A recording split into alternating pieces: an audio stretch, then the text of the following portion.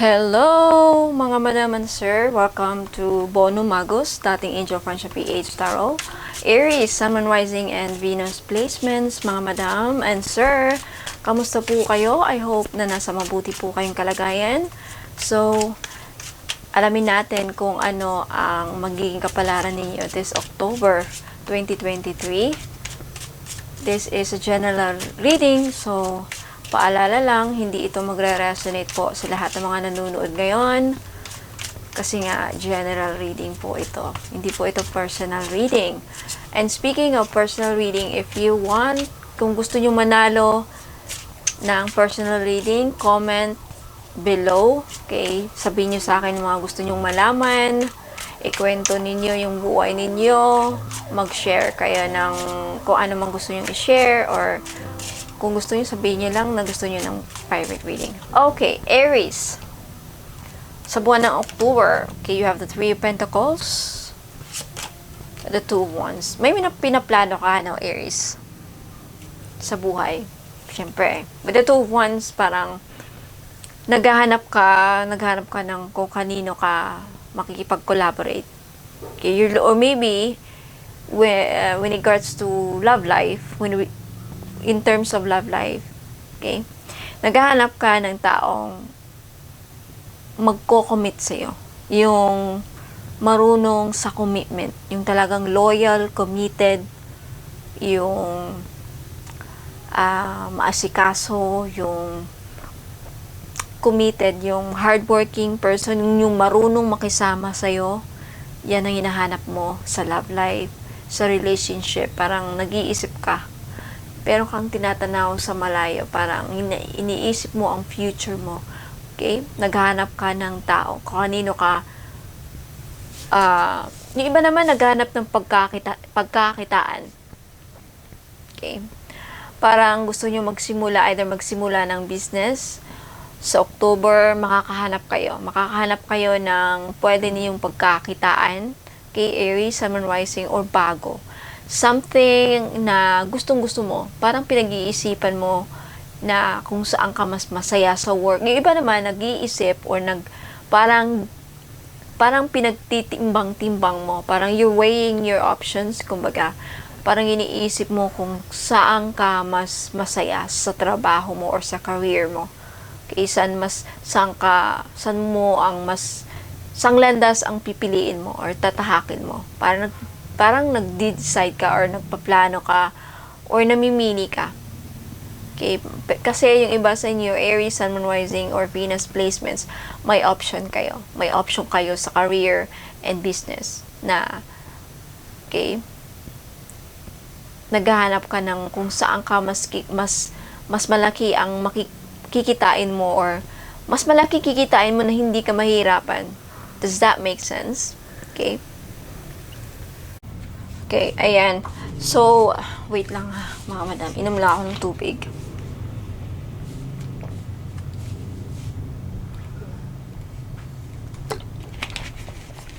Okay. So, Aries.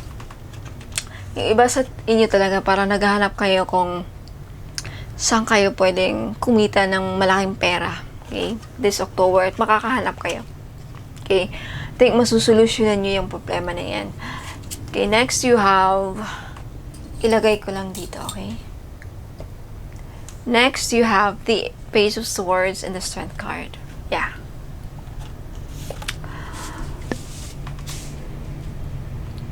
With this card, it looks like you're trying to get more information about something, and sa tingin ko this October, a lot of your Aries, mukhang meron kayong pinagdadaanan and sa pangangatawan ninyo, sa kalusugan ninyo.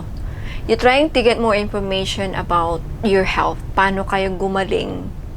Alam mo yan? Paano kayo and you understand, or maybe this is something that you need to understand, Aries, na kailangan maintindihan ninyo na it takes time for us to be healed, especially when it comes to emotional healing, traumatic experiences, A lot of you, Aries, you've been through a lot, and some of you are still suffering some sort of traumatic experience or emotional pain. And now, this October, with this card, ang nakikita ko is, magkakaroon ka ng idea or information, makakasagap ka ng impormasyon kung paano ka nagagaling dyan. Some of you could be depression, anxiety, panic attacks. Ayan, gagaling na kayo. Okay?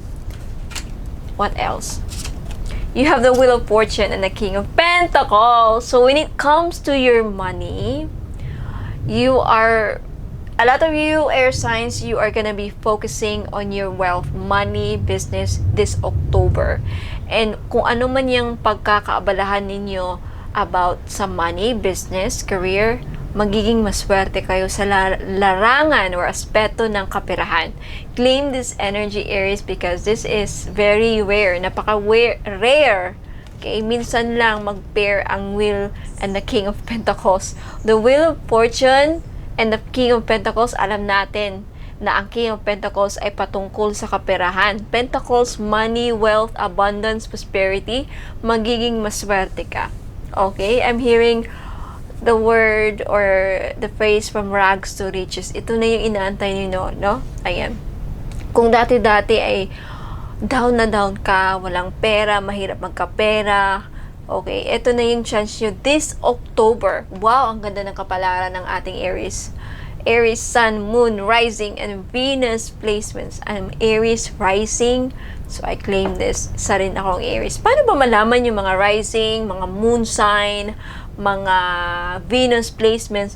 Okay, the most, kasi, Rising, Sun, yung Sun sign natin, yun yung kaugalian nating nalaman kung kailan tayo pinanganak.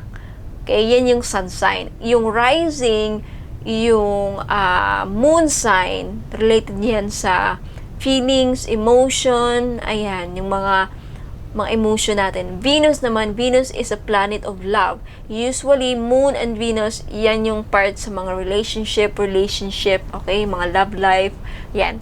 So, paano ba malaman yung mga ganyan? Search nyo lang sa Google ninyo, sa phone ninyo, zodiac sign, chart placement, complete zodiac sign placement. And then, ilalagay nyo dun yung birth date nyo, saan kayo nakatira, and importante yung time of birth. Time, kung anong time kayo pinanganak, anong oras. Okay? Ayan. Wow! Ang galing ng reading ng ating Aries. Queen of Swords and the Four of Swords. Okay. Eto naman yung parang advice this October. Aries, huwag masyadong mag-isip-isip. Huwag masyadong overactive ang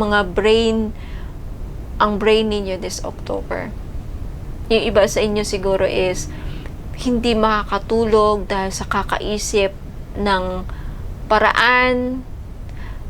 Very mentally stimulated ang ating mga air signs this October. So make sure na may panahon ka rin na mag-rest. May panahon ka rin na wag puro isip-isip, wag puro sa utak. Alam mo yun, nakaka-stress yung laging nag-iisip di ba? So ayan, baka ma-stress ka, kulang ka sa tulog, di ka makatulog. So iwasang mag-isip-isip ng kung ano. Take some time off. Take some time out. I-schedule niyo yung mga dapat ninyong mga anong unahin. Pagising ka umaga, kape muna, punta muna sa labas. Okay, kung meron kayong front porch, back porch, ang tawag yan.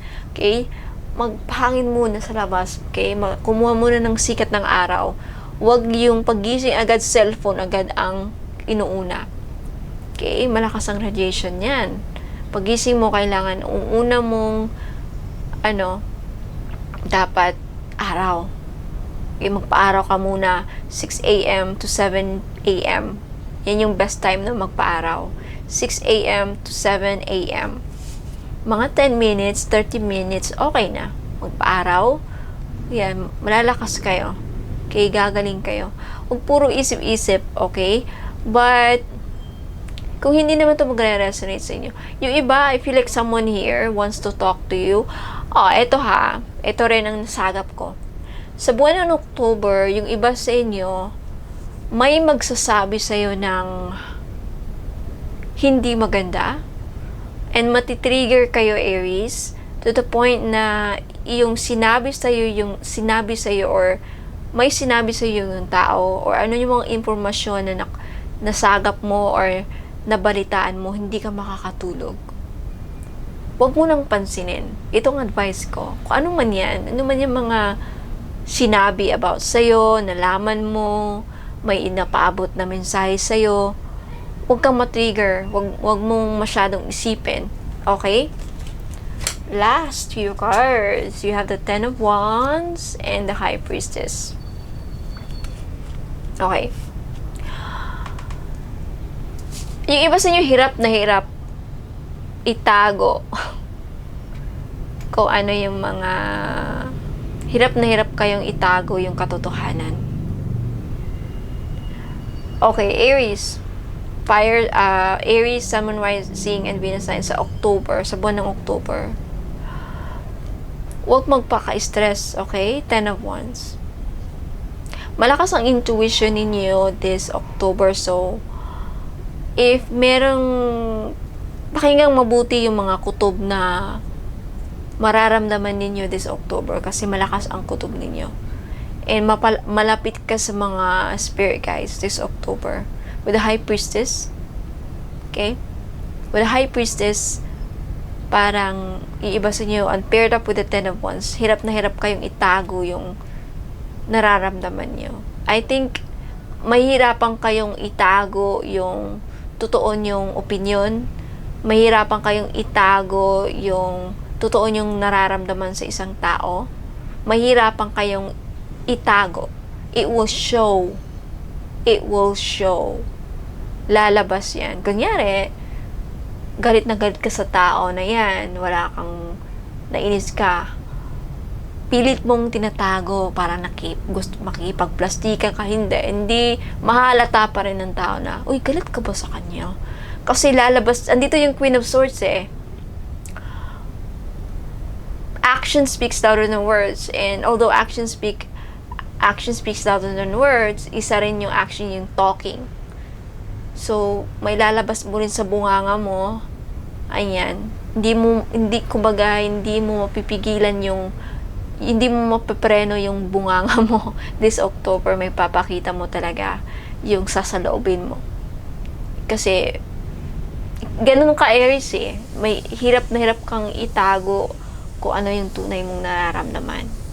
Kunyari, example sa love life, I think yung iba sa inyo mahirapan kayong itago yung totoo yung nararamdaman sa isang tao. Pag mahal mo siya or hindi. Talagang pag ayaw nyo talaga. Pag gusto nyo yung tao, obvious makikita, mahahalata ng ibang tao. Hala, may gusto si sa kanya. Oh. Para malalaman yung action niya, yung expression ng mukha niya, yung aura, yung mga ganun. Okay? Tignan natin yung bottom of the page dito. Ace of Cups. Okay. This is your overall energy or main energy of the month for the month of October. Ace of Cups. Ace of Cups is a cup of happiness, joy, prosperity, abundance, blessings, and wish coming true. With the Ace of Cups, this month for you, Aries, is whole month. For the month of October, the whole month is full of surprise, full of happiness, full of joy, full of creativity and passion with the Ace of Cups. Kasi may nakita akong mga wands dito. Pair with the Ace of Cups, passion yan, creativity with the Three of Pentacles. And also a time of healing. Take note of that. October month for you is a time of healing. So make sure that you are taking care of yourself. Hindi mo napapabayaan yung sarili mo. Focus on your healing, emotional healing, spiritual healing, physical healing. Okay, all aspect in your life needs healing. And this could also mean that there is financial healing na mangyayari. Kasi di ba nakita natin kanina yung Wheel of Fortune and the King of Pentacles. My God, Aries, your month is full of blessings. May malaking biyaya kayo matatanggap. Kasi nga, the Wheel of Fortune and the King of Pentacles. And your overall big energy, main energy for the month, you have the Ace of Cups. This is financial healing. Finally, yung inaantay ninyo. Feeling overjoyed happiness with the Ace of Cups. Overflowing with blessings from God. Ayan o, umaapaw yung water. Water means emotions, feelings, cup. Di ba? Yung cup. This is emotions. And the sun, look at us. The sun symbolizes joy, happiness, and vitality. So, gagaling na ang mga may sakit. Okay? Wow, ang ganda ng Aries, kapalaran ng ating Aries Sun Rising. So, Aries Sun Rising, let me know, okay, in the comments, if you want to claim this reading, claim nyo na, okay, by commenting down, I claim this positive, good energies na nandito sa reading. Whatever you want, how you wanted to claim this, I claim this reading. Thank you guardian angels, thank you universe for this beautiful kapalaran, magandang kapalaran. Ayan. Pero bago ka magtatapos, kaya dyan na magtatapos ang ating reading para sa ating Aries. Sa mga interesado sa akin mga binibentang mga items, you can stay. But for those of you na hindi interesado, ay nang malaman, kasi alam nyo na, you can go, you can leave. Alright, sa mga hindi pa alam, I have this Love and Attraction Spell Jar. This is 550 pesos. Lahat to, okay? 550 pesos each. Hindi lahat ha, each. You have Justice Spell Jar sa mga naghahanap ng hustisya. Okay? So, take a screenshot and message nyo ako sa Facebook page, Bonum Magus. Okay? Ayan. Relationship Repair Jar. Love and Attraction Spell Jar. Sa naghahanap ng mga jowa, afam, mga twin flame, soulmate nila, yan. Kung gusto nyo namang magkaayos kayo ng iyong partner, ito ang kailangan mo. Okay? Sa may mga negosyo dyan, okay? Sa may mga negosyo, mga business, ayan. This is Business Success Spell Jar, 550 pesos. Ayan o, Tiger Wheel, Tiger Stone yan na. Kumikis na pang ating Tiger's Eye. Tiger's Eye, you have Aventurine, this is Salt, Orange Peel, Rosemary. And of course, hindi mawawala ang ritual. You also have Basil, Bay Leaf sa loob. Okay. Of course, available pa lang ating all-in-one, napaka-powerful red bracelet na to. Talaga, ang daming mga feedback, ang daming magagandang feedback dito. Okay, makikita nyo sa Facebook page ko, Bono Magos. Okay, ayan. Next, sa mga naghahanap ng protection sa kulam, mangkukulam, if nakulam kayo, takot kayong magawan ng masamang, I don't know, okay. Lifetime protection necklace para sa kulam and mangkukulam. Black magic protection necklace and healing. Okay, for only 1,000, lifetime na yan. If nasumpa naman ang iyong angkan at gusto nyong mabura ang iyong mga sumpa sa iyong angkan, you need this. This is 1,900 pesos. Ang binabayaran nyo dito ay ritual. Okay? It takes time. Hindi agad-agad bibisa ha, like magic. Okay? It takes time. Because time is fluid and energy is fluid. There's a lot of factors to consider. Ayan. So, maraming